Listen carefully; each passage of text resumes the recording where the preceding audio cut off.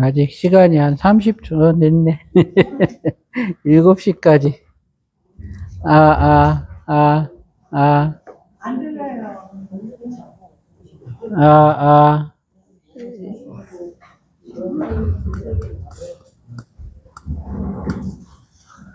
이거 소리를 좀 높여야 되겠네.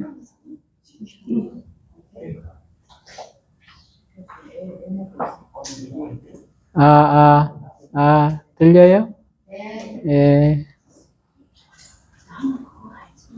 자, 오늘은 반야신경 95페이지, 예, 무설계.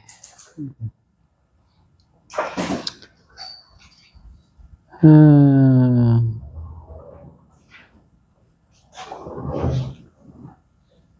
설계는 말과 맛으로 이루어져 있다.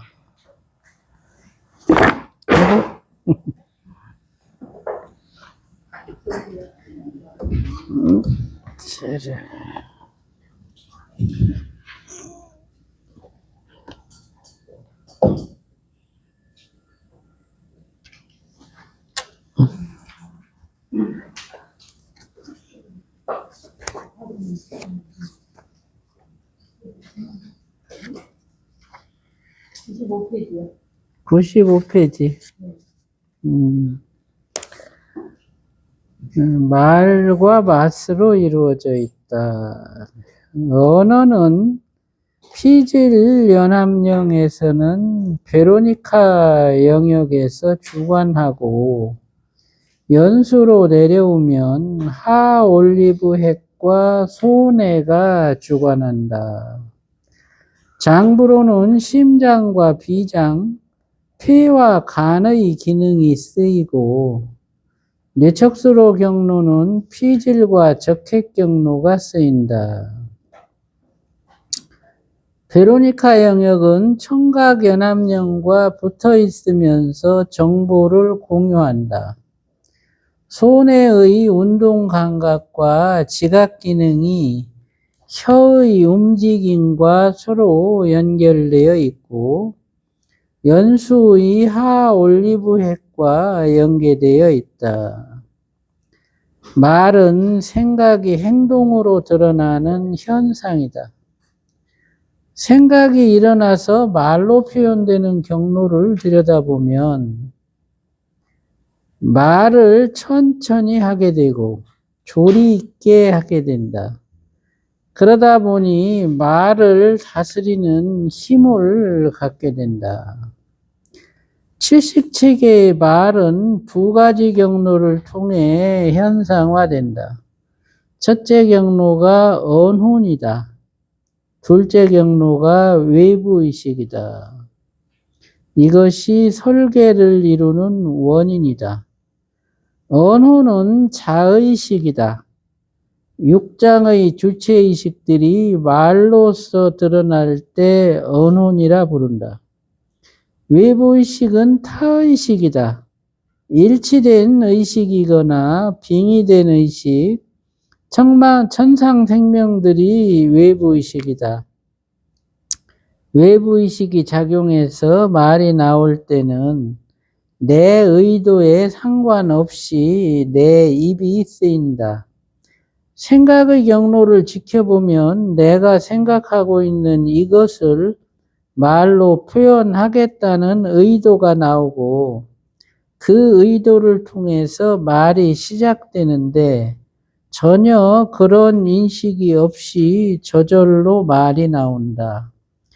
누구를 보면 그 사람에 대해서 입이 중얼중얼하고 있다. 그것은 내 자의식이 하는 소리가 아니다. 나도 모르게 누군가가 내 입을 활용해서 말을 하는 것이다. 어느 날 갑자기 이런 상황에 처해지면 당혹스럽다. 중심을 보고 있다가도 이런 일이 생긴다. 외부의식으로 인해 설계가 촉발되었으면 사마타를 통해 제도해야 한다. 이때 방편으로 쓰이는 것이 발성수행이다. 달성 수행을 하다 보면 깊은 세타파에 들어간다.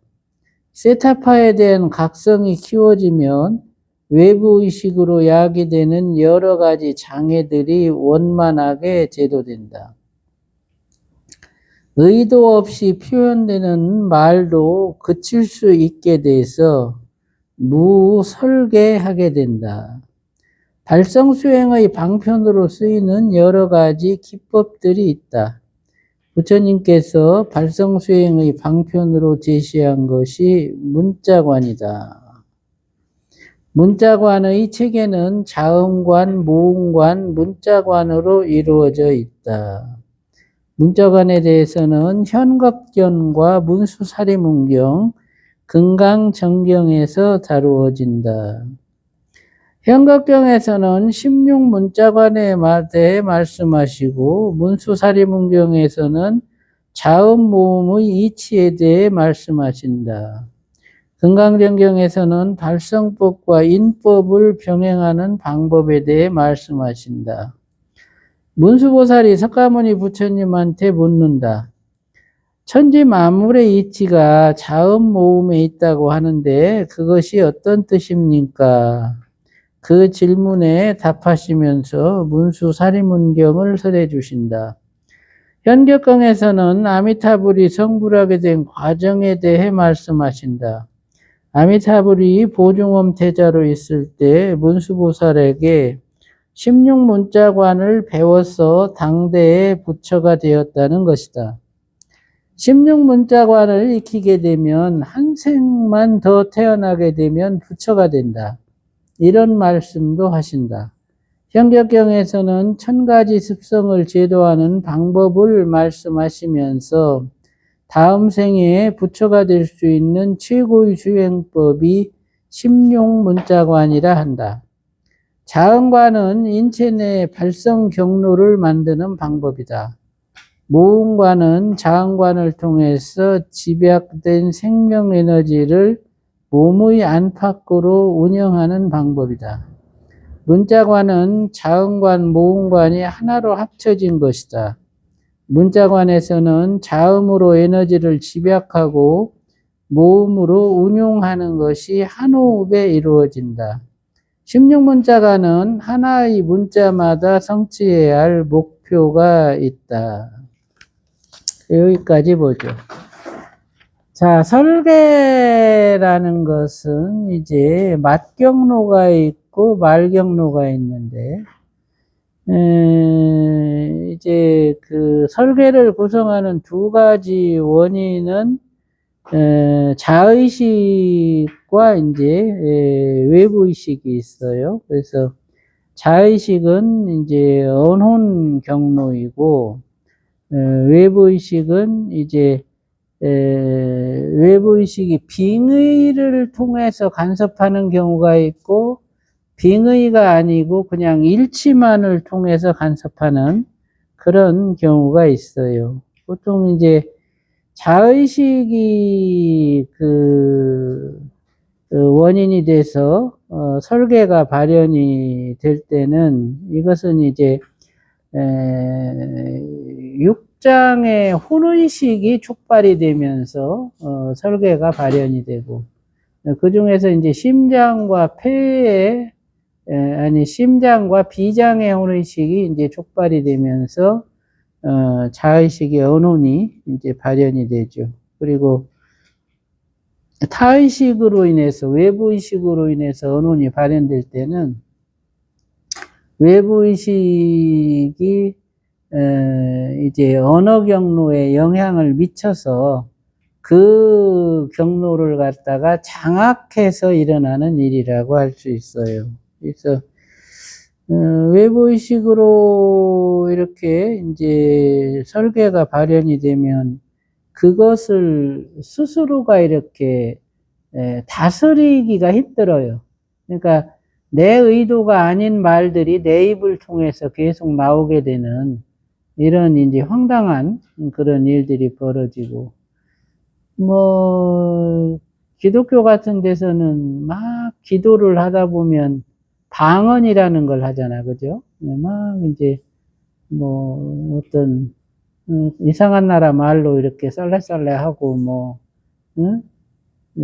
천사가 와서 천사의 말을 한다는 둥, 아니면 어디 저 티벳 사람의 말을 한다는 둥, 뭐, 아니면 어디 다른 나라의 이상한 말을 한다는 둥, 이런 경우들도 생겨요. 그래서 이제 그런 일들이 실제로 일상생활에서도 일어날 수가 있죠. 그래서 이제 이 언어 경로를 70가지 제도에 내는 거는 결국에는 이제 그 경로의 인식을 이제 필요로 하고 그 경로를 인식하고 경로를 제도해 가는 과정이 필요하고 또 각각의 경로상에서 의도가 없이 습관적으로 일어나는 그 말들을 갖다가 다스릴 줄 아는 이런 노력이 필요하다.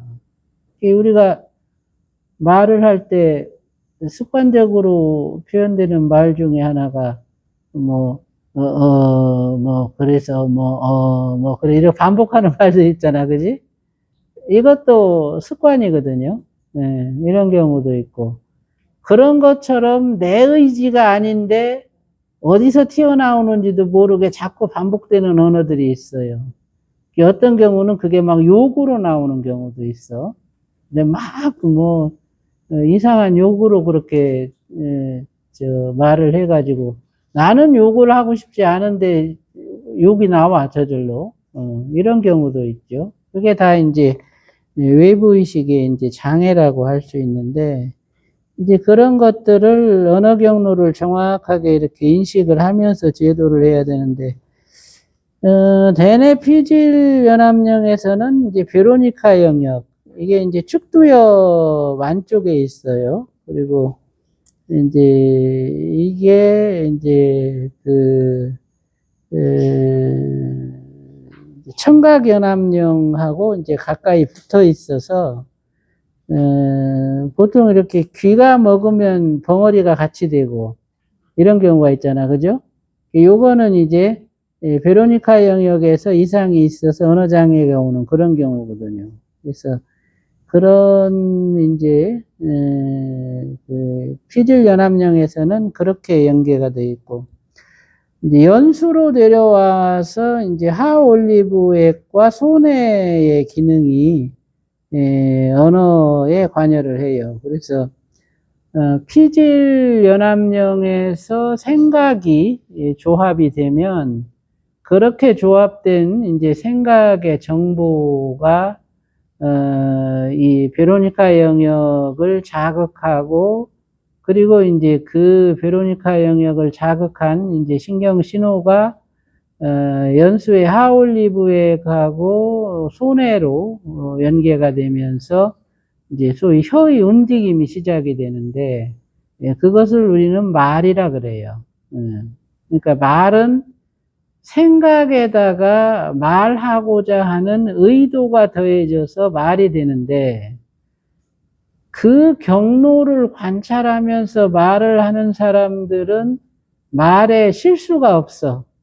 그리고 그 말이 요점만 딱 정리해서 말이 이루어지고 여러 가지 군더더기나 덧붙임이나 이런 게 없어요.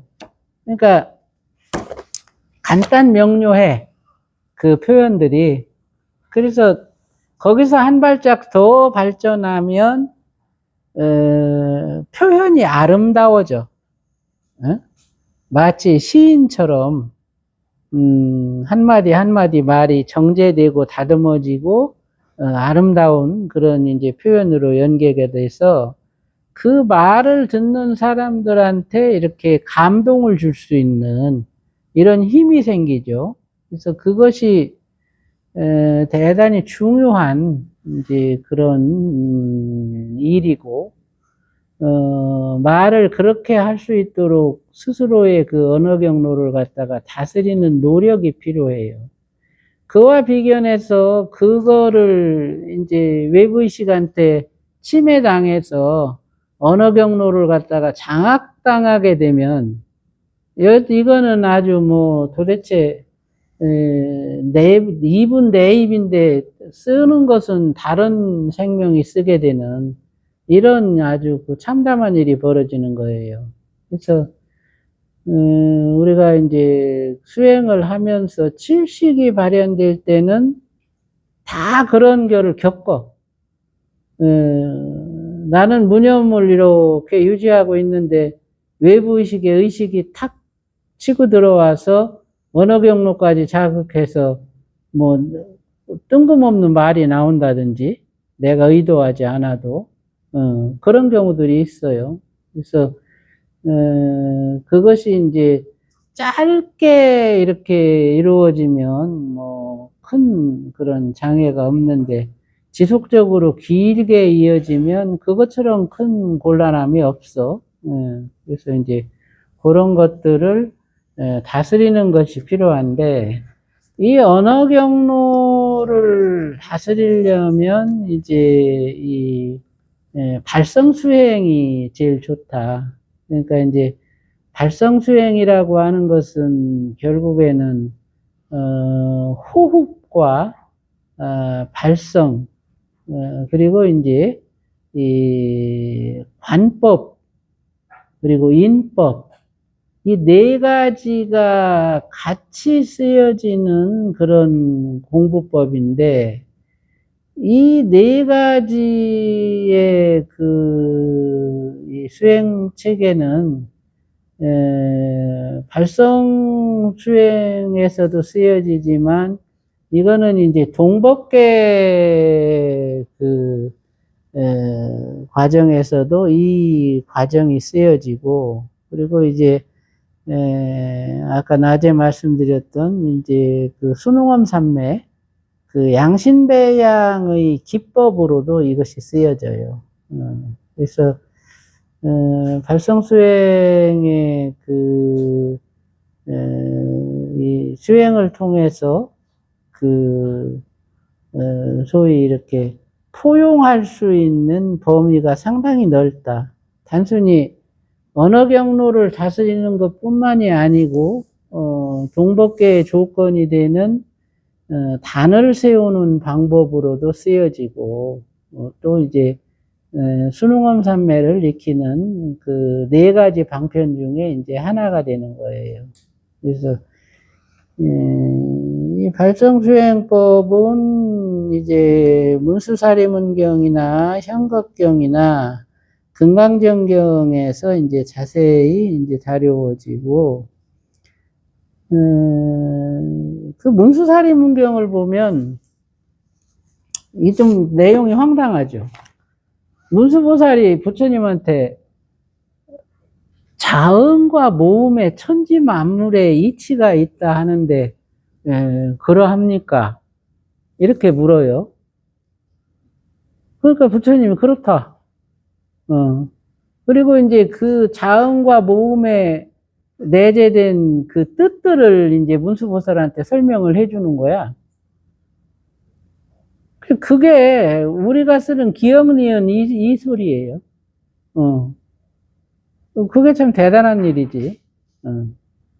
그래서 이게 자음과 모음이 다 뜻이 있는 글자구나 이제 이런 거를 갖다가 이제 알게 되고, 그래서 발성을 할 때는 그 자음이 갖고 있는 뜻과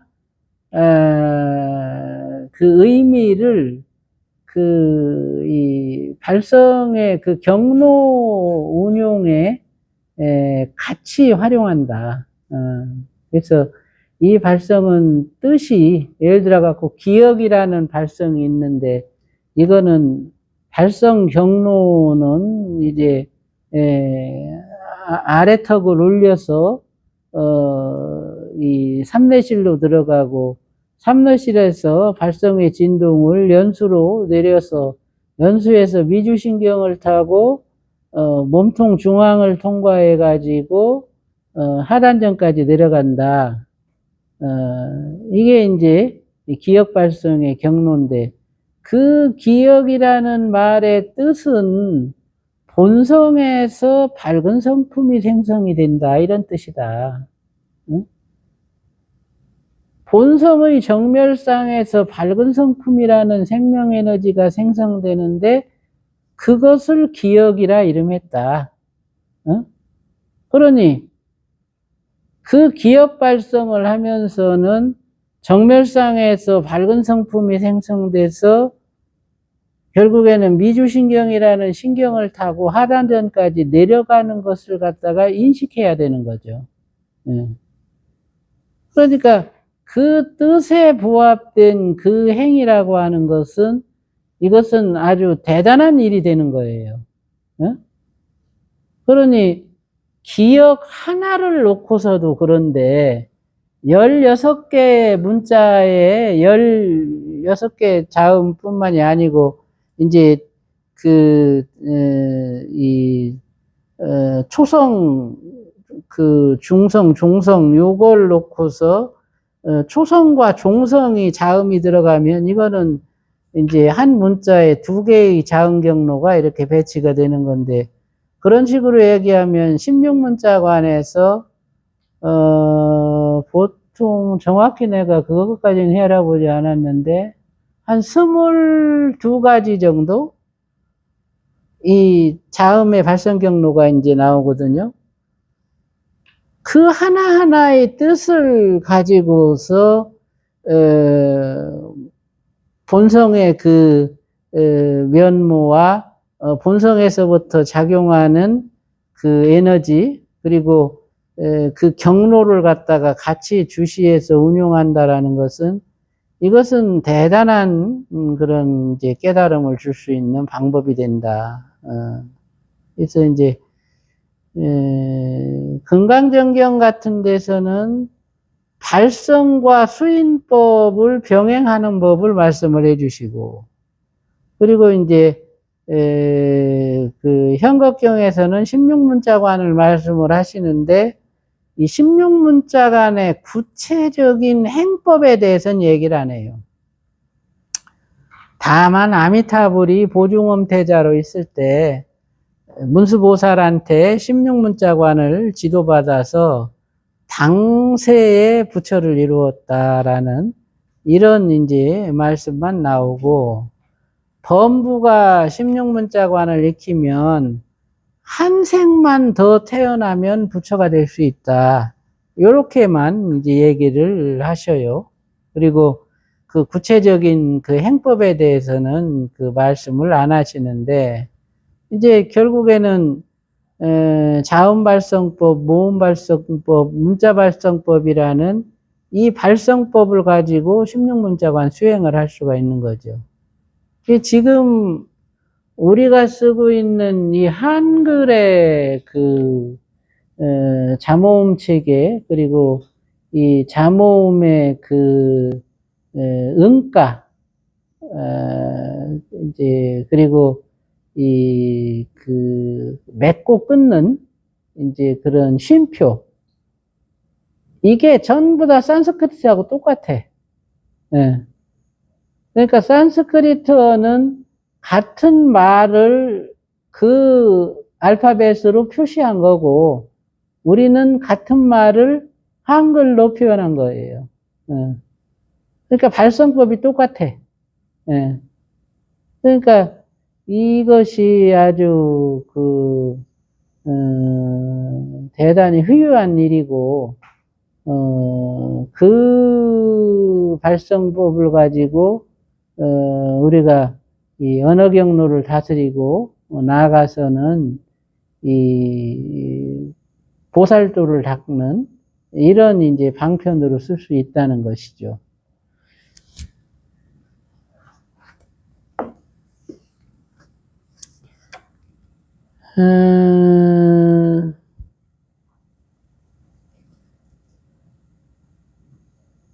그래서 이제 16문자관은 이제 하나의 문자마다 성취해야 할 목표가 있다. 이제 그래서 발성 수행에서는 뇌척 수액의 파동과 신경 억제를 활용해서 에너지를 촉발시키고 비계 수행에서 신경 억제는 들숨을 활용했고 설계 수행에서는 한 가지 기법이 더해지는데, 이제 이것이 바로 탈분국 체계예요. 탈분국은 나트륨과 칼륨이 신경핵 속으로 들어간 상태이고, 탈분국 상태에서는 의식의 흐름이 끊어져요. 이게 완전한 이제 무념 상태가 되는 것인데, 비유하면 야구방망이로 뒤통수를 한 대 맞았을 때의 상태라고 할 수 있어요. 번쩍하면서 별이 보이고 기절한 상태가 탈분극이고, 탈분극 상태에서는 엄청난 에너지가 촉발이 된다. 깊은 세타파에서 각성을 유지할 수 있으면 탈분극에서도 의식을 잃어버리지 않는다. 탈분극의 반대는 휴지전후이다. 이 상태에서는 나트륨과 칼륨이 신경핵 바깥쪽으로 빠져나온다. 이 상태에서도 정신을 잃어버린다. 하지만 이 상태에서는 에너지 상승이 안 된다. 탈분극 상태에서는 850mV의 강력한 전기 에너지가 생성된다.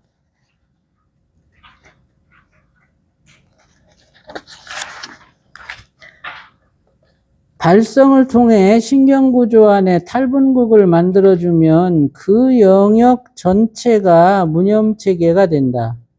발성 수행을 할 때 탈분극으로 인해 정신을 잃어버리는 경우가 가끔 생긴다. 이런 경우는 하루가 지나서 깨어나기도 하고, 어떤 경우는 잠들듯이 쓰러졌다가 몇 시간 뒤에 깨어나기도 한다. 그런 경우는 3차 신경 구조에 이상이 있거나 연수 부위에 이상이 있을 때만 있는 것이다. 발성의 유형에 따라서도 이생이 생기는 부위가 달라질 수 있다.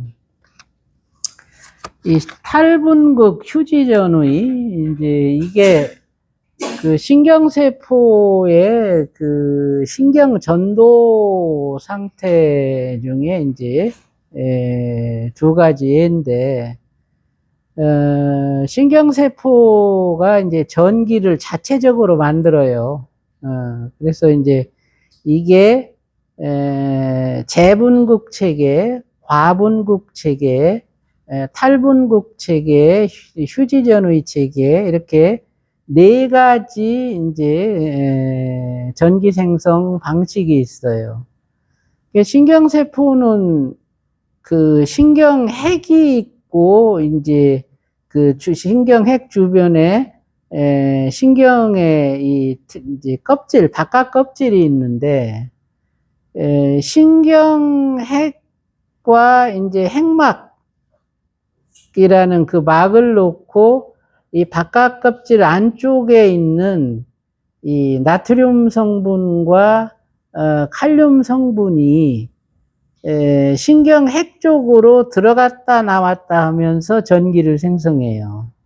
그래서 이제 보통 칼륨이 신경핵으로 들어가면 이건 재분극, 그리고 이제 칼륨이 빠져나오고 나트륨이 들어가면 이건 과분극, 그리고 칼륨과 나트륨이 동시에 들어가면 이걸 탈분극이라 그래. 그리고 칼륨과 나트륨이 동시에 빠져나오면 이걸 휴지전의라 그래요.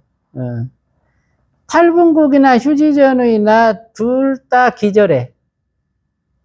근데 이제 탈분극 같은 경우는 강력한 전기 에너지를 생성하면서 기절하고, 휴지전의는 전기 에너지 생성이 없이 기절해.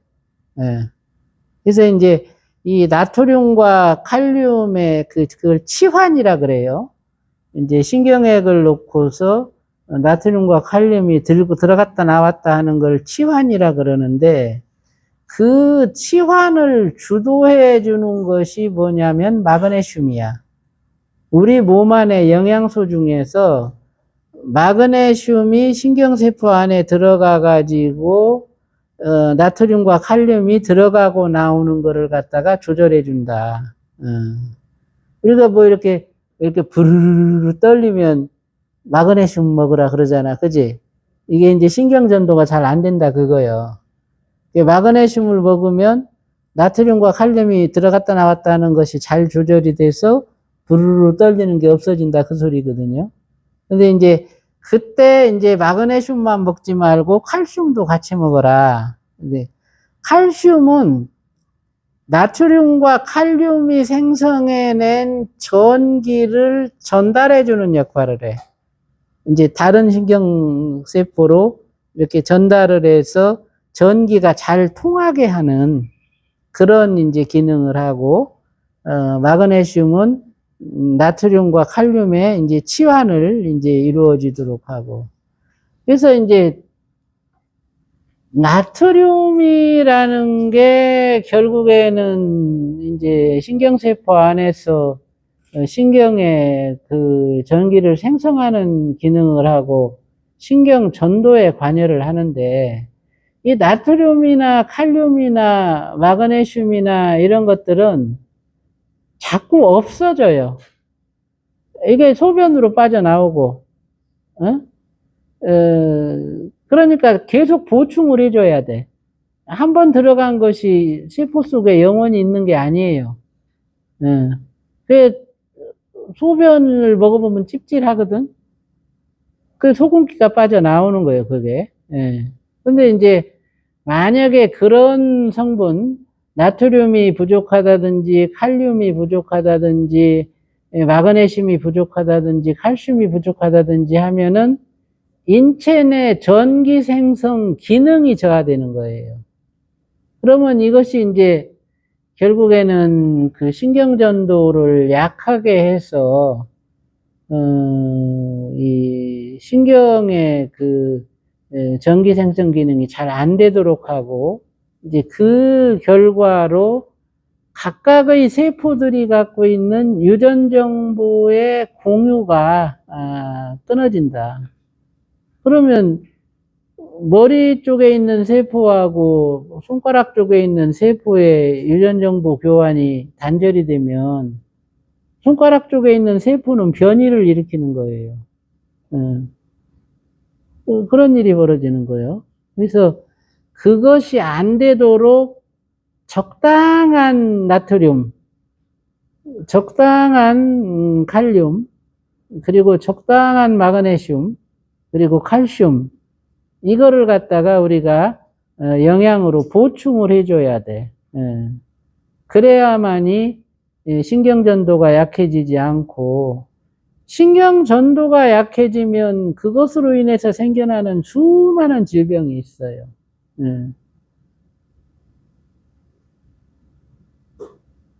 그거를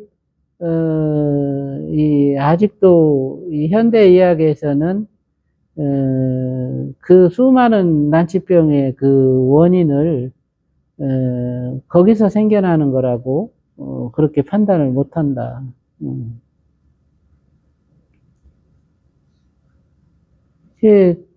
뇌기능의 저하라든지 말초신경의 이제 그 기능적 그런 이제 그 퇴화라든지 이런 것들이 다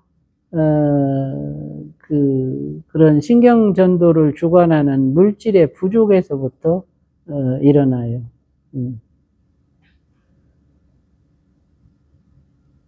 며칠 전에 어떤 분이 찾아왔는데, 이분이 갑자기 전화가 왔어요. 이제 그 양반은 나를 원장님이라고 불러. 원장님, 제가 차를 한 잔 마시러 가겠습니다. 이제 이래. 그래갖고, 그럼 아무 날 오십시오. 하고 이제, 했더니 왔어. 왔는데, 예전에 나한테 왔을 때는 이 사람이 어깨 힘줄이 끊어져가지고, 그걸 고쳐달라고 왔는데, 그때 이제 수술을 안 하고 치료기를 가지고 이제 어깨 힘줄 끊어진 걸 고쳐줬어. 한 2주 만에 이제 그걸 고쳐가지고 이제 골프도 치러 가고 이렇게 됐는데. 근데 그때 이 사람을 치료할 때 이제 어떤 증상이 있었냐면, 이 사람은 유난하게 피부가 얇아요. 그리고 이 피부에 이렇게 모세혈관이 터져가지고 거뭇거뭇하게 이렇게 큰 반전처럼 이제 그런 증상이 있는데, 피부 쪽에서 모세혈관이 터지는 게 그게 안 좋은 질병이거든요. 그래가지고 그때도 내가 이제 이 양반한테, 회장님은 그 자가 면역 질환이 있다. 그래서 어깨뿐만이 아니고 이 피부에 모세혈관이 터지는 이거를 미리 고쳐야 된다. 그렇지 않으면 큰 병이 올 수 있다. 그랬더니 그때는 이 사람이 그 말을 안 들었지. 근데 이번에 왔는데 보니까 휠체어 타고 온 거야. 휠체어에 앉아서 이제 왔어요. 그래갖고, 아이, 어찌된 일이냐. 그랬더니, 아이, 자기가 좀, 말씀드리기는 그런데, 좀 희귀병에 걸렸다는 거야. 그래, 아니, 본래부터 회장님이 희귀병이었는데, 새삼스럽게, 왜 희귀병이냐? 그랬더니, 포흡스라는 병에 대해서 들어봤냐? 포흡스. FOMS야. 그래갖고, 포흡스? 나 못 들어봤다. 그랬더니, 자기 병이 포흡스래요. 그래서 이제, 우리 이 대표한테 검색 좀 해봐라. 포흡스가 어떤 병인가.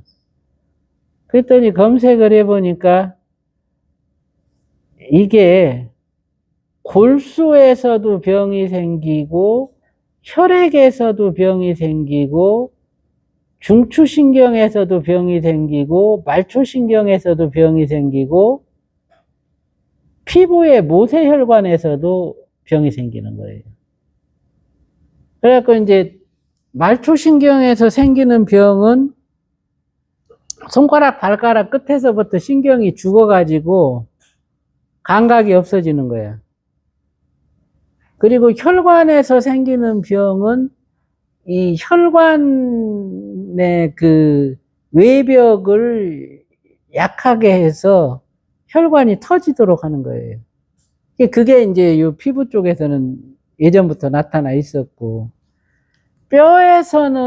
뼈에서부터 생성되는 그 골세포가 이상 그 변이를 일으켜가지고, 그게 이제 그 혈관을 막고 결국에는 이제 이 뼈의 그 뼈세포 자체의 기능을 갖다가 이제 저하시키고, 중추신경 쪽도 죽어. 신경세포 자체가, 말초신경, 중추신경, 혈관, 피부는 얇아지고, 그리고 염증을 유발하는 단백질이 다량으로 생성이 되는 거예요. 그리고 임파부종이 생겨. 몸이 부어. 그래갖고 막 몸이 뚱뚱 부어가지고 발도 붓고 막 손도 붓고 막 몸 전체가 다 부었어요. 그거 어떻게 살아? 응? 그런 병이 있더라고. 저도 이번에 처음 알아서 그게 포흡스라는 병이라는 거를, 그거를 가만히 보니까 진짜 저걸 치료하는 거는 도드리밖에 없는 거야. 말초신경 살려내고 혈관 다시 정상으로 되돌려주고, 면역 단백질 정상으로 되돌려주고, 골수 환경 개선해가지고, 골세포 정상으로 돌려주고, 그래가지고 이제 3일 동안 치료를 했어. 그래가지고 이렇게 이제 치료기를, 그분이 그때 어깨 다쳐갖고 치료할 때 치료기를 14대를 썼는데 그걸 다 갖고 있더라고. 옛날 거를. 그래가지고 그거를 이제 그 비용을 조금 받고 새 거로 다 교환을 해가지고 그 치료기 연례대로 치료를 하는데 붙여놓고 이제 3시간을 첫날은 3시간을 이제 서울 수련센터에 있는 거예요. 그 이제 양말을 벗고 이제 요 골뱅이에다 발 이렇게 올려놓고 있는데 한 2시간쯤 지나니까 발에 부기가 좀 빠져.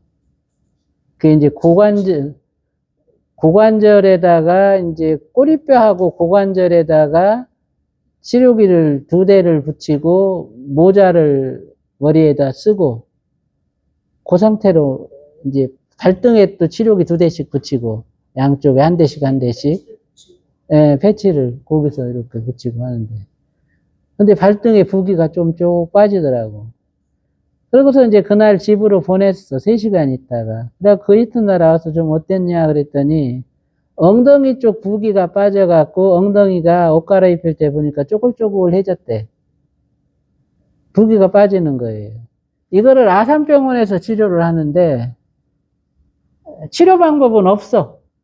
병원에서는 부종도 이제 이뇨제 처방을 하는데 안 빠져. 점점 더 부어지고 몸이. 근데 하루 만에 부종이 빠지는 거예요. 그렇게 하니까. 그래갖고 이틀째 오니까 이틀째는 이 무릎 위쪽에 허벅지 쪽에 부종이 빠졌어. 그리고 이제 여기가 딱딱했었는데 부어가지고 살이 말랑말랑해졌다는 거야.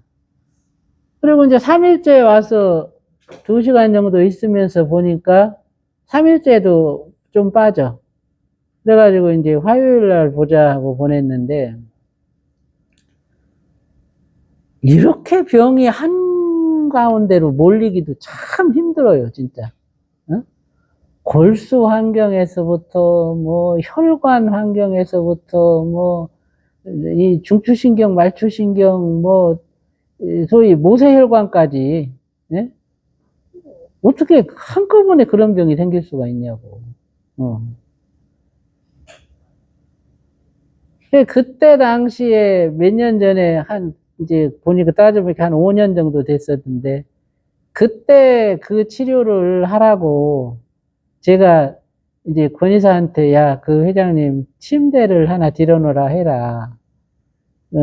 그렇지 않으면은 지금 어깨 심줄 끊어진 거는 이렇게 고쳐주지만, 나중에는 저거 큰 병이 돼가지고, 그때 가서 고치려면 대단히 힘들다. 그러니까 침대를 집에다 하나 들여놓으라고 해라 그랬더니 아들이랑 같이 살아서 방이 좁아가지고 침대를 못 놓는다는 거야, 그때 당시. 그래갖고 침대를 못 놨어요. 그 이제 결국에는 그 병이 생긴 거야.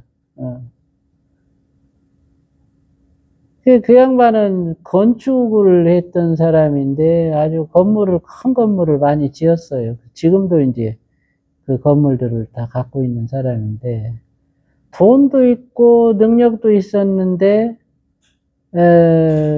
닥치지 않으니까 안 믿은 거예요. 그런 얘기들을. 그때 당시 그런 얘기들을. 미리 그거를 예방하겠다고 처방을 해줘도 안 됐고. 결국에는 신경전도도 약해져서 말초신경이 죽어가고, 응? 손끝 발끝에 말초신경이 죽어가는 거는 신경전도가 약해진 거거든요. 그러면 진찰을 해보니까 이 사람은 머리가 어떻게 됐냐면, 머리가 이렇게 반듯하잖아, 우리는. 눈 있는 데서 머리가 딱 끊어져 가지고 머리 위쪽이 한 7, 8cm 정도는 오른쪽으로 왔어. 그러니까 그림상으로는 여기로 이렇게 요 부위가 척 이렇게 수평 이동을 한 거야. 그러니까 그렇게 된 거예요. 그런 상태는 난 진단을 해도 처음 봤어. 어떻게 눈에서부터 딱 잘라가지고 이 머리 대뇌 피질 전체가 한 7, 8cm가 오른쪽으로 이동을 하냐고. 그러니까 이렇게 되고 이렇게 된 거야, 얼굴이. 이렇게. 그러니까 여기서부터 딱 신경이 전달된 거예요. 그러면서 이제 치매기도 있고 그런 상태가 된 거지.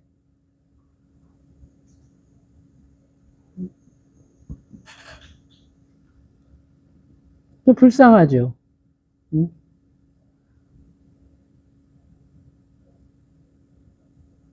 그런 어떤 이 본래부터 그 양반이 그 인자를 갖고 있었는데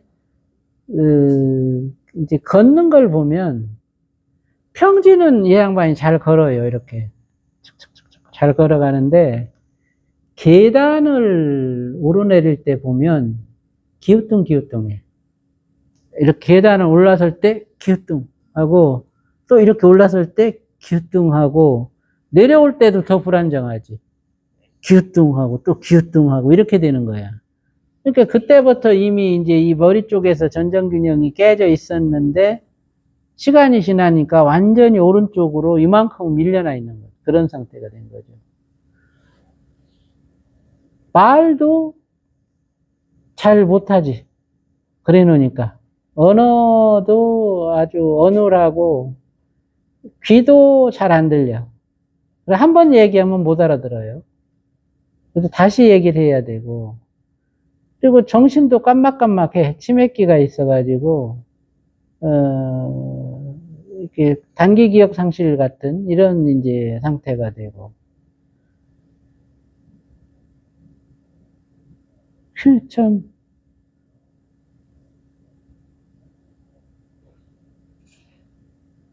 그 사람을 보고 그 사람이 어떤 상태다 하면은 그 사람을 위해서라면 더 강력하게 얘기를 해가지고 당신은 그거 아니면 나중에 이렇게 된다 하고서 그 당시에 예방을 할 수 있도록 해줘야 되는데 저는 그런 걸 못해요. 뻔히 그렇게 될 줄 알면서도 뭐 상대가 그걸 안 받아들이면 아이고 뭐 더 강력하게 뭐 얘기 안 하지. 그냥 그게 불편하니까 이해시키고 그걸 하려고 하는 게 불편하니까 얘기를 않게 되는 거예요. 결국에는 이제 그렇게 되는 거죠. 그것도 제가 부족한 일들이죠. 그런 것들이 결국에는. 이제 우선 그 사람은 부종이나 빠지면 자기가 걸을 수 있겠다라고 생각해. 지금은 발이 부어서 못 걷는데 부종이 빠지면 걸을 수 있겠다. 그래서 부종만이라도 빼주세요. 그래서 이제 치료를 시작을 했는데 부종은 빠지지. 뭐 한 일주일 정도면 전체 부종은 다 빠질 것 같은데 그렇다고 해서 부종이 빠졌다고 해서 걸을 수 있는 건 아니에요. 근데 이제 첫날 그렇게 하고 모자 쓰고 갔는데 둘째 날 진찰을 해보니까 하루 만에 이게 머리가 이렇게 기울어졌던 게 다시 돌아오긴 했어. 그거는 아주 좋은 증상이죠. 그래서 참 여러 가지 질병이 있는데 그런 병은 또 처음 보고. 이건 단순히 뭐 언어 경로뿐만이 아니고 뭐 전체에서 다 이상이 온 이제 그런 경우인데. 그것도 시작이 이 신경의 이 치환력, 그게 이제 결여되면서 생긴 거예요. 그러니까, 나트륨이나 칼륨이나, 마그네슘이나, 칼슘이나, 이제 이것들이 제대로 섭취가 안 돼서 이제 그게 만성화되면서 온 질병이고, 우리 몸의 영양소라는 것은 이제 세포 안에서 이온 채널이라는 그 통로를 통해서 들어가요. 근데 예를 들어 가지고 우리 몸이 필요한 이제 필수 미네랄이 40가지다. 그러면 40종류의 구멍이 세포벽에 뚫어져 있어. 그러니까 구멍마다 흡수하는 영양소가 다른 거예요. 그런데 세포의 그 껍질 구조가 어떤 환경에 의해서 조밀해지거나 부풀어난다. 그러면 그 구멍이 너무 넓어지거나 좁아지는데 그런 상태에서는 먹어도 영양분이 들어가질 않는 거야. 그래서 입은 많이 먹는데 세포는 영양결핍이 오는 거예요. 그런 이제 구조 때문에 결국에는 임파부종이 오고, 임파부종이 오면 모세혈관이 임파에게 막히면서 피부 쪽에 영양 공급이 안 돼. 그러면 피부 세포가 재생이 안 되는 거예요. 그러면 피부가 얇아지는 거야. 그 양반 같은 경우는 그 당시에 이미 그게 진행되고 있었어. 피부가 얇아지는 병이. 그래가지고 나중엔 모세혈관까지 터져서 이렇게 막 이 손목이나 손등에 뻘겋게 이렇게 우혈이 생기는 그런 이제 증상이 있었거든요. 근데 그거를 그 당시엔 병원에 가도 그걸 병이라고 안 했어. 나는 그걸 자가면역 질환이라고 그때 당시 얘기를 했던 거고. 그것이 큰 병이다. 그걸 예방을 해라. 이제 이렇게 했던 건데, 그걸 못한 거죠. 이제 세포의 거리. 우리 몸을 이루는 세포들은 적정 간격이 있어요. 그래서 이 세포 간의 적정 간격이 어떻게 만들어지냐면,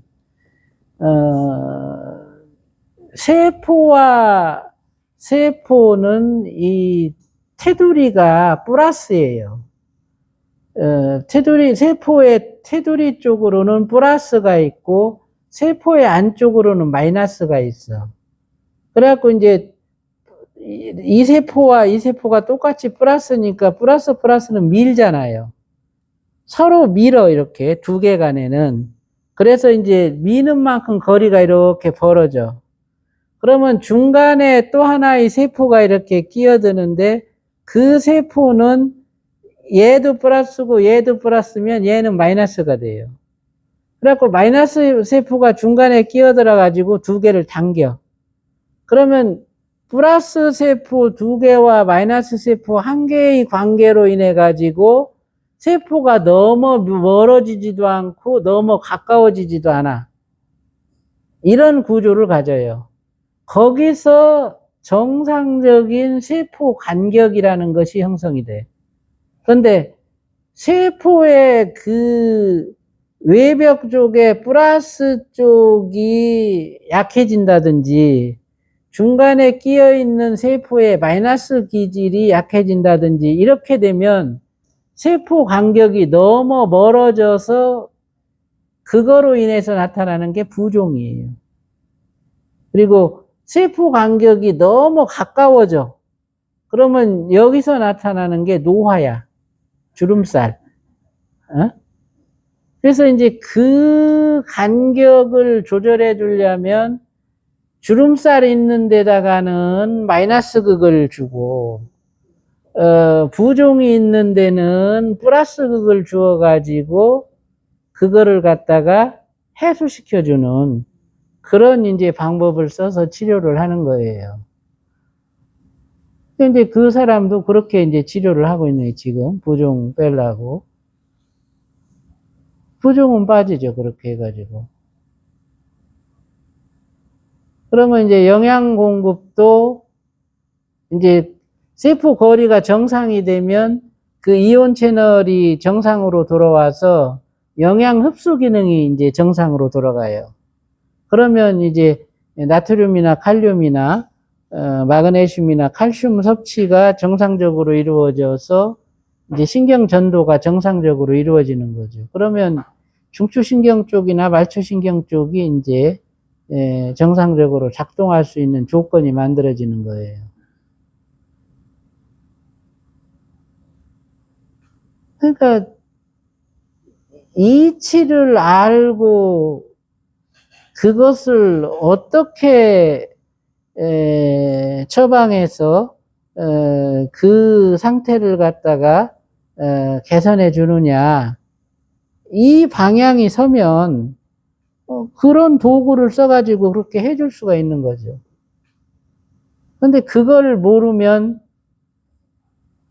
어떤 약물을 뭐 아무리 주사를 하고 뭐 스트레칭을 하고 뭘 하고 아무리 해도 그게 안 낫는 거예요. 네.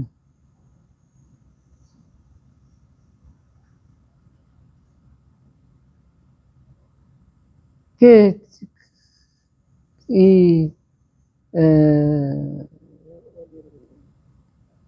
신경이 스스로 활동할 수 있는 그 전기를 생성해내는 조건, 그리고 그 조건이 되는 이제 미네랄의 섭취, 또 그것을 위한 세포와 세포 간의 이제 간격과 거리, 이게 다 연관이 돼 있는 거죠.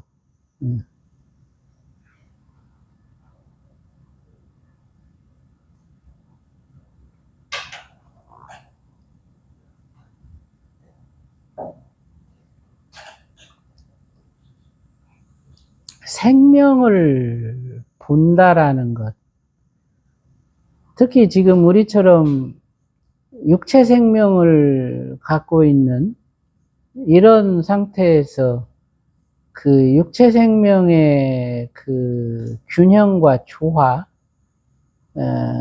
이것을 어떻게 창출해내고, 그것으로서 몸의 건강을 유지하고, 그 건강을 통해서 우리가 이 마음자리를 갖다가 올바로 이렇게 운용하고 세울 수 있는 그 조건을 갖다가 만들어 가는가 하는 이것이 다 연관돼 있거든요.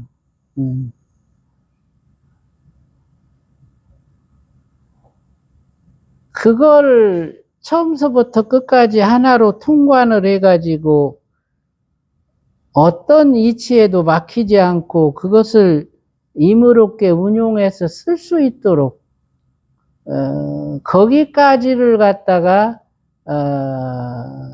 만들어 가는 것, 이것이 필요해요. 그냥 아는 것에서 그칠 수도 있고, 또는 어떤 일부를 쓸 줄 아는 것도 있을 수 있지만, 그런 사람들은 많죠. 하지만 그거를 처음부터 끝까지 그거를 생명의 이치를 다 통관을 해가지고 본성의 일에서부터 심시기의 일에서부터 몸의 일에서부터 그것을 다 한꺼번에 들여다볼 수 있는 그런 사람은 드물다.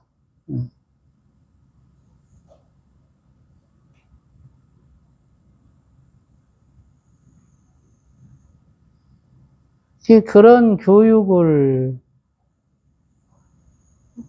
받을 수 있는 기회가 없고, 그런 체계가 이미 오래전에 상실됐기 때문에 지금은 그런 걸 접할 수조차도 없는 거죠.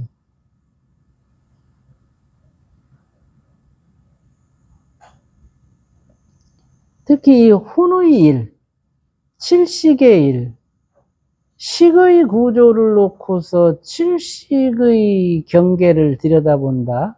그것을 갖다가 육식의 체계와 연결을 시키고 육식의 체계 안에서 나타나는 문제점들을 칠식의 관점에서 제도하고 바로잡는다.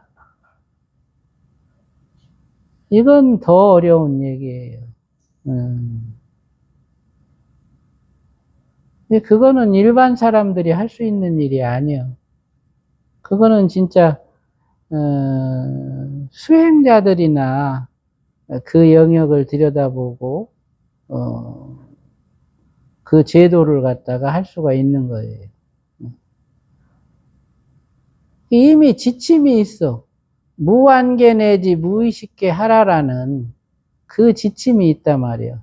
무한이비설신이 하는 거는 육체만의 일이지만, 무한계 내지 무의식계 하는 것은 육체만의 일이 아니고 영혼의 일이 포함이 된다, 거기에. 그래서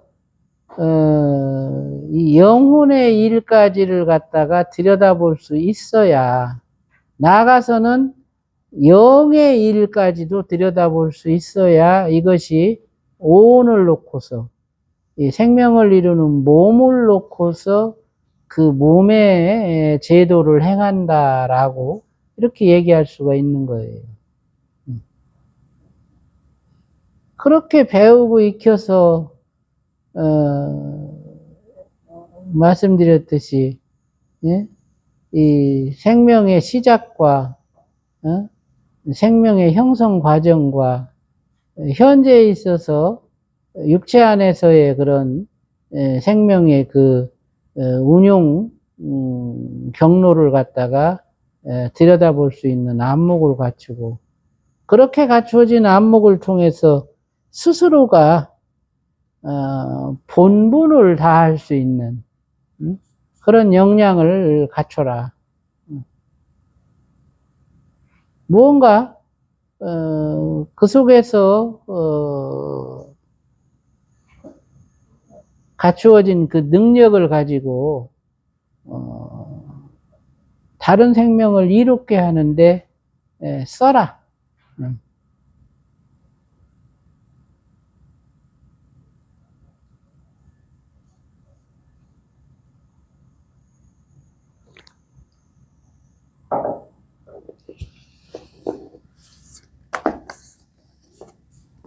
보죠, 또.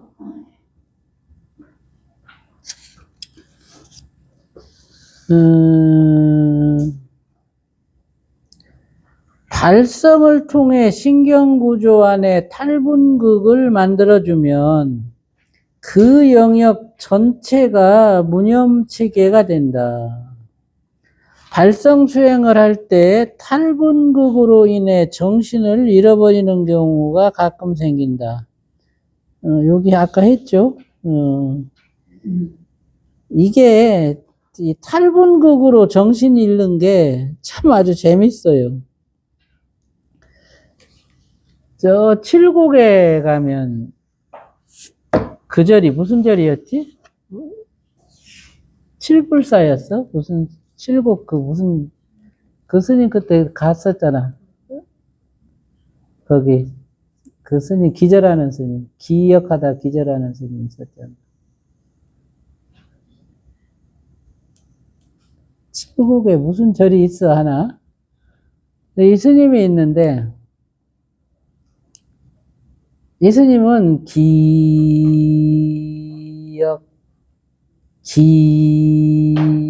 3번을 못해. 그냥 기역 2번만 하면 그대로 잠이 들어. 뭐 목탁을 두드리다가 기역 2번 하면 그 사람 자는 거야, 거기서. 그래가지고 몇 시간 있다 깨어나요. 그게 안 고쳐져. 어떤 비구니 스님이 있는데, 그 스님은 이제 연화사에 이제 그때 지유 스님하고 이제 경덕 스님하고 같이 살 때야. 경덕 스님 도반인가? 누군데? 이 스님이 이제 공부한다고 연화사에 왔어. 그래갖고 경덕 스님이 이거 기억해봐, 기억 좋아. 기억해봐. 하면 기절해. 이 스님은 아예 하루 뒤에 깨어나. 하면 쓰러져가지고 하루 뒤에 깨어나는 거야. 이 스님 깨어나면 자기는 세상에서 제일 무서운 게 기억이래. 그래갖고 결국엔 수련을 못하고 내려갔다니까. 아니, 뭐, 기하면 기절해가지고 하루 동안 기절해 있는데 그걸 어떻게 해. 그, 이제, 그, 보니까, 그 칠곡 스님도 그렇고, 그 스님도 그렇고, 턱관절이 빠진 거야. 이 턱관절이 이제 한쪽이 이렇게 빠져서 내려앉으니까, 기하면 그 떨림이 3차 신경을 갖다가 이렇게 탈분국으로 만드는 거야. 그래가지고 인지력이 사라지니까 기절하는 거예요. 결국엔 못했지. 그 두 스님 다. 그 칠곡 스님은 내가 몇 번 그 스님 절에도 갔었는데, 결국에는 뭐, 수련을 못 따라왔고, 그 비구니 스님은 하여튼 그러고 도망갔는데 어디로 갔나 몰라. 그 뒤로 그 스님 안부를 안 물어봤어. 그런 일이 생겨요. 그러니까, 이 발성을 하면서 탈분극이 일어나면 이제 그런 일도 생긴다. 그 두 스님이야, 딱. 내가 지금까지 발성을 가르치면서 그렇게 기절한 사람은 그 두 스님밖에 없어. 아주 특이한 경우죠. 아, 또 한 가지 있구나. 꽁지라고 한의사인데, 얘는 동국대 그 한의대 다닐 때 학생 때부터 내가 이제 가르쳐가지고, 그때 이제 침술부터 가르쳐가지고 했던 아주 그 능력 있는 한의사가 됐어요. 얘들을 자음발성을 가르치는데, 얘는 비읍을 못해. 비읍 해봐.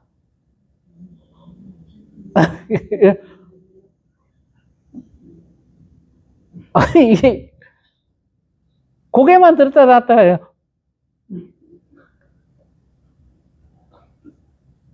해봐. 안 되네. 비읍을 못하는 거예요. 입술 이렇게 하고 비 해봐.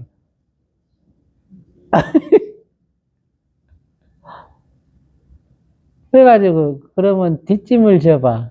딱 이제 손을 이렇게 뒷짐을 져서 신장을 이렇게 양쪽 손등으로 눌러주고 해봐. 비읍 나오는 거야. 그러니까 신장이 경직된 사람은 비읍 발성을 못해. 그런데 그거를 양쪽 손등으로 신장을 눌러주면 비읍이 나오는 거야. 그 너무너무 신기해하지. 그런 이제 경우도 있었고, 그 애는 비읍이 안 되는 애였지. 그 비읍이 안 되는 사람도 몇 사람 있었어요. 그게 이제 장부 상태 때문에 그런 거예요, 그것도. 기억이 할 때 기절하는 건 3차 신경 탈분국이고, 신장에 경직이 온 애들은 이거를 못해. 아예 비소리가 안 나와. 비읍도 그렇고, 피읍도 그렇고, 비읍, 피읍이 안 돼요. 신장이 경직되면. 피읍, 피읍. 간단하잖아. 그거 안 돼. 뒷짐을 져야 돼.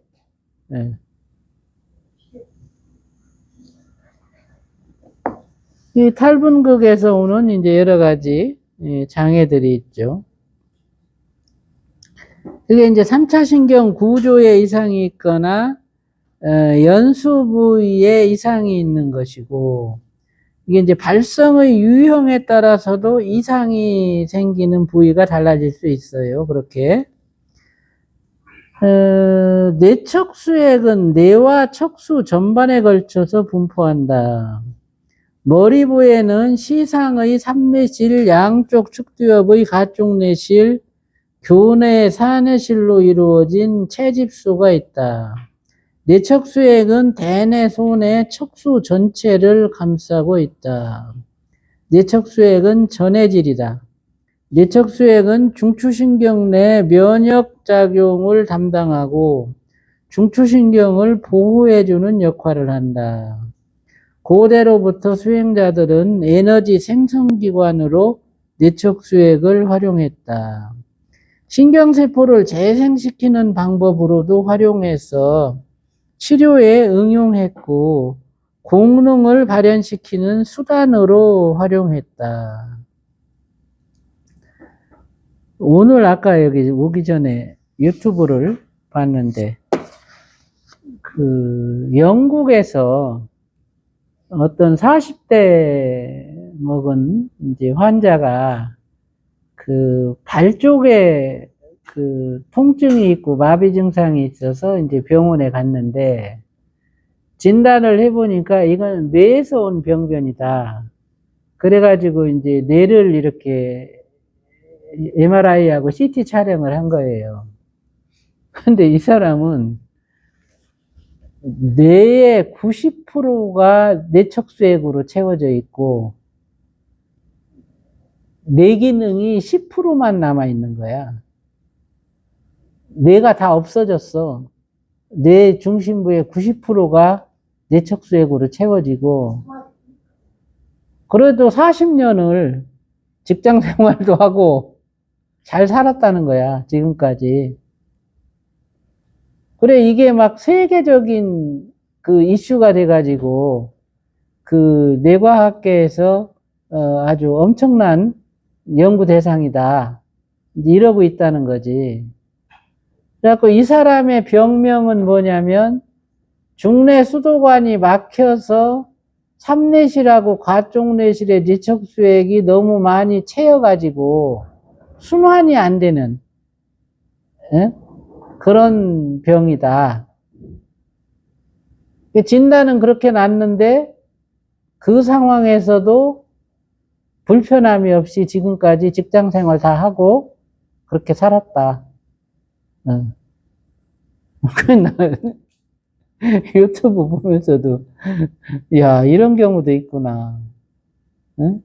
뭐 대뇌 위축증, 뭐 소뇌 위축증, 또는 이제 뇌척수의 흐름이 정체돼 가지고 뇌세포 재생불량증 이런 이제 질병들이 있는데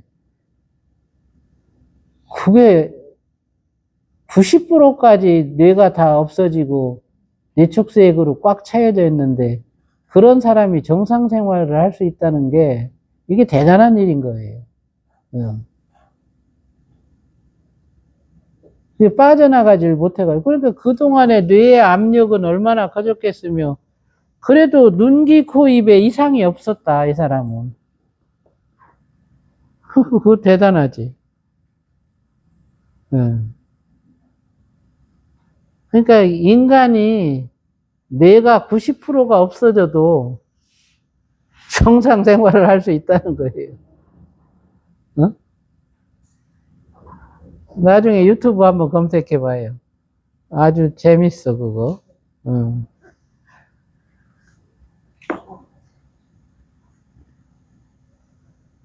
뇌척수액에 이제 기능이, 그런 기능들이 있는데, 뇌척수액이 건강하면, 뇌척수액이 파동을 할 게, 이제 850mV의 생체 전기가 이제 거기서 생성이 되고 그 생체 전기로 재생인자가 활동할 수 있도록 해서 뇌세포가 재생이 되는 거예요. 그래서 뇌척수액이 연접된 뇌의 영역에서는 계속 재생이 일어나게 돼 있어. 그 대표적인 신경들이 눈신경, 귀신경, 입신경, 코신경 이런 신경들은 다 재생이 되는 신경이야. 그런데 그 뇌척수액이 순환이 안 돼서 정체가 되면 배터리에 다른 것처럼 전기 생성 기능이 떨어지는 거예요. 그러면 그게 이제 여러 가지 그 재생이 안 되는 그런 질병을 만들어내는데, 이 사람 같은 경우는 도대체 그 90%를 뇌척수액이 뇌를 다 채우는데도 의식 기능엔 이상이 없었다니까. 그거 참 특이한 일 중에 하나예요.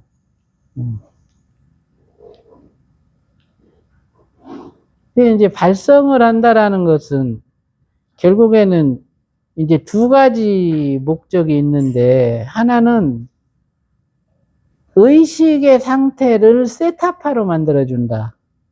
이 세타파는 몽롱한 상태예요. 그리고 이 뇌척수액을 파동시켜가지고 850mV의 생체 전기를 만들어낸다.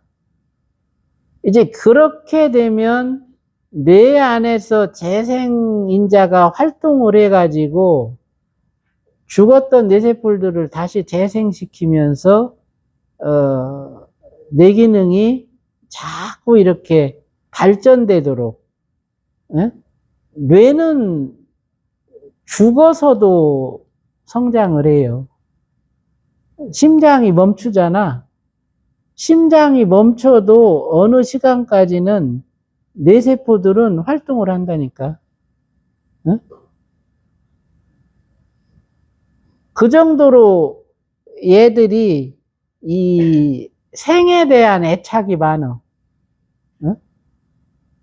뇌세포는 이 양면이 있어요. 하나는 이기적이야. 아주 지독하게 이기적이야. 그러니까 우리가 갖고 있는 이기성의 거의 70%는 뇌세포 거예요. 그건 내게 아니야. 뇌세포가 스스로 생존하기 위한 그 의도와 몸부림이 이기성이다. 또 자기 보호성인 거죠.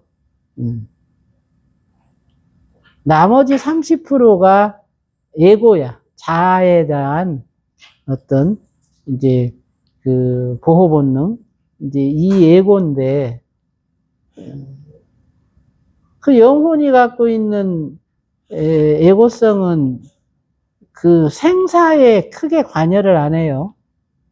오히려 육체에 갇혀서 답답한 그런 감옥살이를 하는 게 영혼의 입장이고, 육체는 영혼이 떠나면 이 살림살이가 안 되니까 그거를 못 떠나게 하려고 아주 간절하게 붙들고 가두고 이렇게 하는 거예요. 그게 뇌세포가 하는 일이에요. 죽음에 대한 두려움도 뇌세포에게서 온다. 실제로 영혼은 얼른 벗어나서 훌훌 자유롭고 싶어. 뇌세포는 걔가 가면 지들이 죽으니까 못 떠나게 하는 거예요. 그게 뇌세포의 부정성이에요. 그리고 뇌세포에 긍정성이 있는데, 어쨌든 그것이 있어서 우리는 안이비설신이가 작동하고, 안식, 이식, 비식, 설식, 신식, 의식이 내왕하고, 이 경계의 인식을 통해서, 이 천지 만물의 이 면모를 갖다가 갖출 수가 있다. 이게 뇌세포가 갖고 있는 긍정성이죠. 그리고 뇌의 구조를 잘 이용하면 여기에서 이 지고의 깨달음을 갖다가 이룰 수 있는 성취가 거기에서 이루어져요. 그래서 뇌세포가 갖고 있는 부정적인 거, 그 이기적 속성을 갖다가 다스리고, 뇌세포가 갖고 있는 긍정적인 부분을 갖다가 잘 활용해서 더 높은 깨달음으로 나아가는 것이 그게 발성수행이다. 발성 수행을 하면 그 자체만으로 뇌세포의 이기적 속성이 다스려지고 무념과 무심과 이 정멸상의 인식이 공고해져서 이 해탈도를 갖다가 완성하는데 아주 최상의 그 결과를 갖다 준다. 그게 발성 수행의 목적이에요.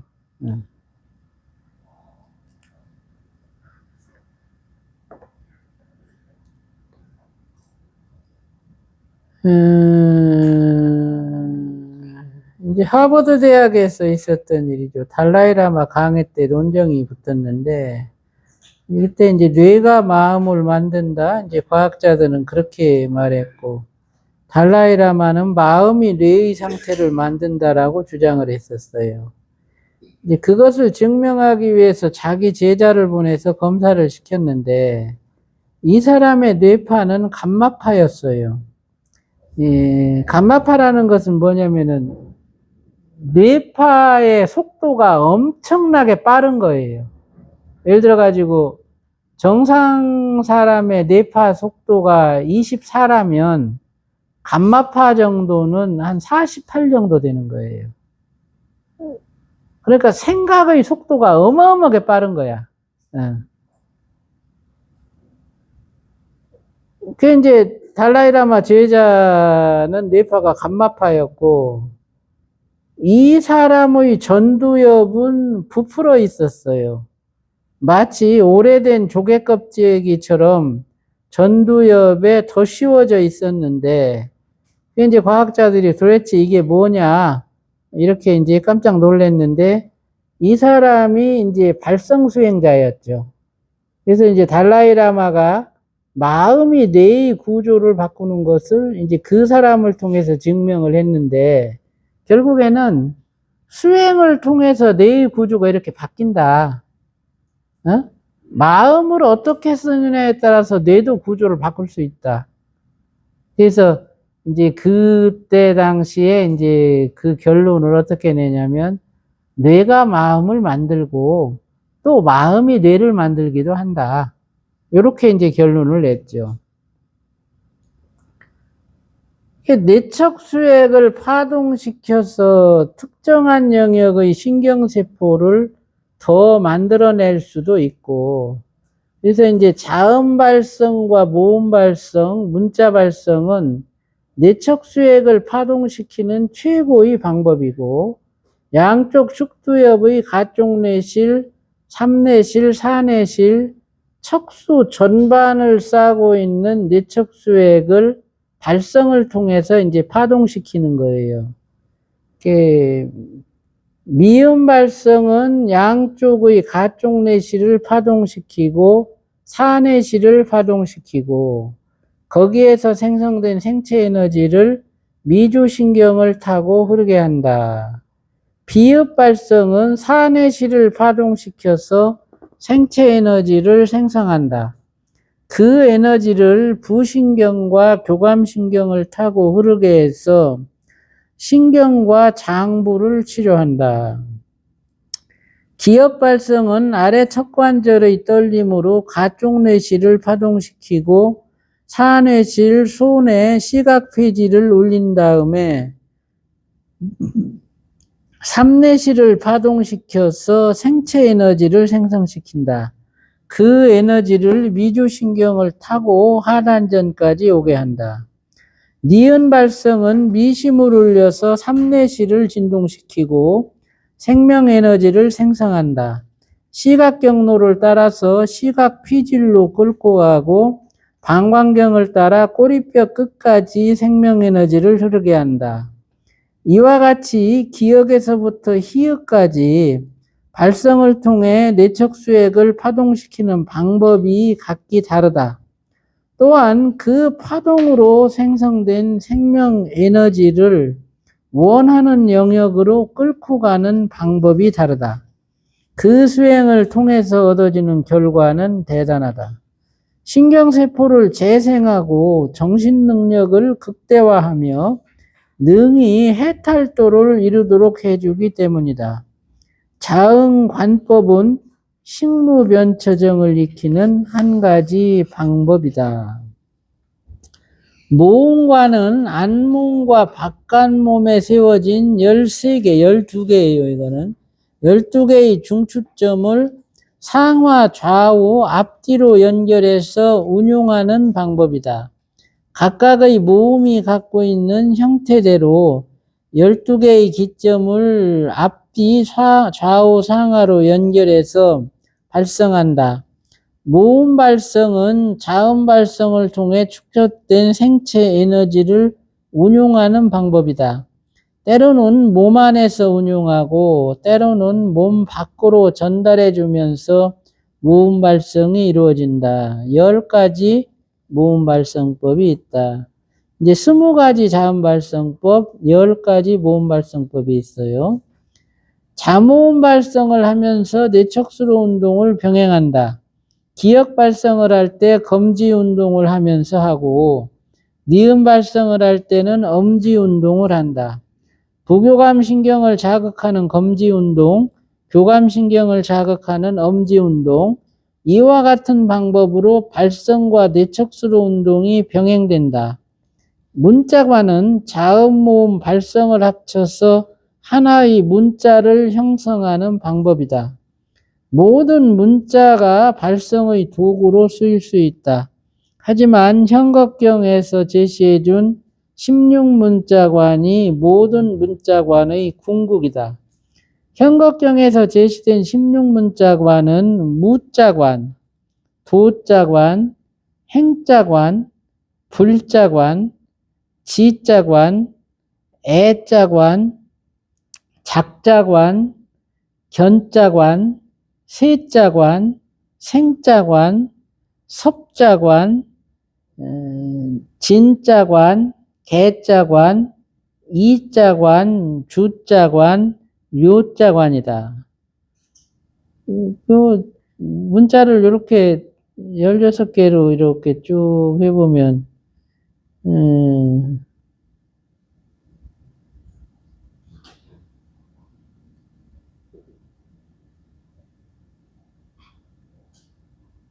무, 도, 행, 불, 지, 애, 작, 견, 세, 생, 섭, 진, 개, 이, 주, 료.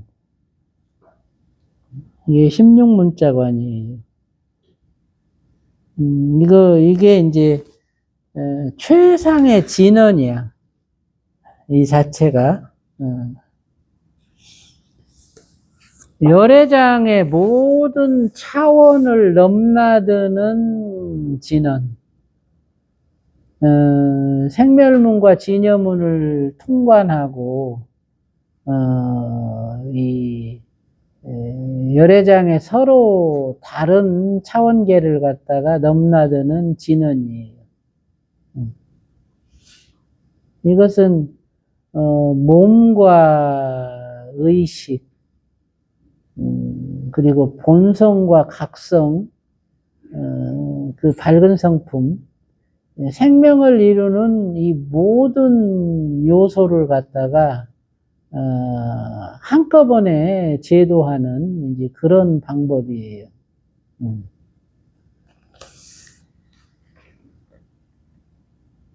이 대단한 그 글자예요. 그래서 이 16문자관은 이제 우리가 정토 16관에서 관음관에서 할 거예요. 관음관을 하면서 요 16문자관 16개 문자를 다 할 거예요. 이제 그때가 되기까지 이제 여러분들은 누각총관에서부터 이제 화좌관, 상상관, 이제 진신관, 요 과정을 이제 거치게 되는데, 누각총관에서 이제 무념무심 정멸상을 가지고, 정멸보탑을 만드는 이제 그런 수행을 할 거고, 이 화자관이라는 수행에서 몸을 이루는 12개의 기점을 세우는 수행을 할 거예요.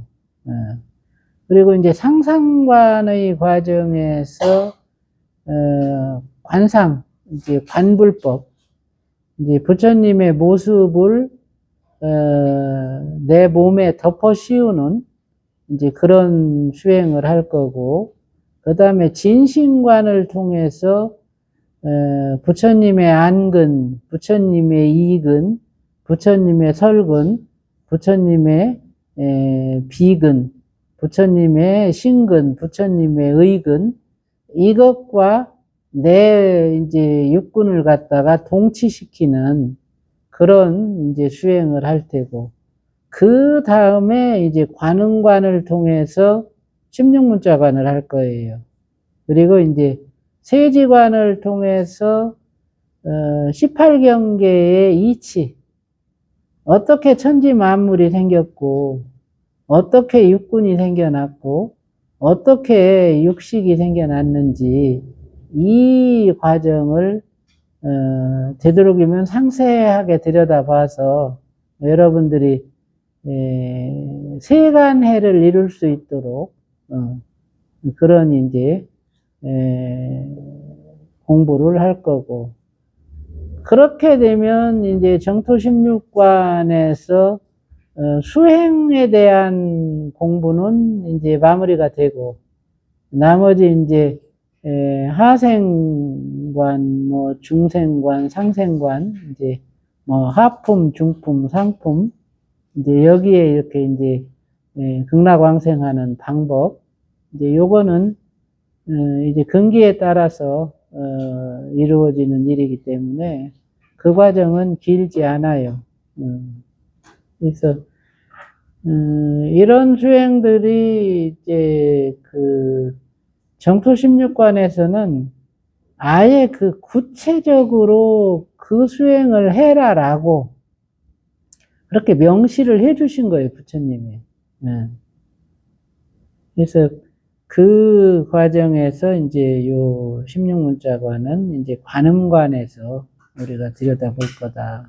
그래서 세지관 같은 경우는 이치에 대한 얘기고, 이제 관음관 같은 경우는 발성수행에 대한 것이고, 진신관도 이제 수행이고, 이 상상관도 수행이에요. 화자관도 수행이고, 누각총관도 수행이지. 지금 이제 누각총관은 여러분들이 정멸보탁관을 가지고 한 번 다 해본 거야. 그래서 그 과정이 길진 않을 테고, 이제 자음발성을 가지고 이제 화자관을 할 거예요. 몸에 12개 기점 세우는 거를 자음발성법을 통해서 이제 할 테고, 그리고 이제 상상으로 부처님을 떠올려서 우리 몸에 세워진 각각의 기점에 부처님의 그 형상을 갖다가 이제 안치시키는 이제 그런 과정. 그게 이제 동법계 수행의 기본 수행이죠. 그래서 아주 기대가 돼요. 올해 남은 시간 세지관까지 한번 열심히 한번 달려보자. 그래서 여러분들이 각각의 어떤 뭐 근기에 따라서 성취되는 것은 다를 수는 있지만, 어쨌든 그거를 한번 들어두고 겉으로나마 경험해 보는 것 자체가 축복이다. 한번 뭐 그거는 기대해도 좋아요. 그 과정의 수행들은 아주 재밌어요. 여기까지 하죠.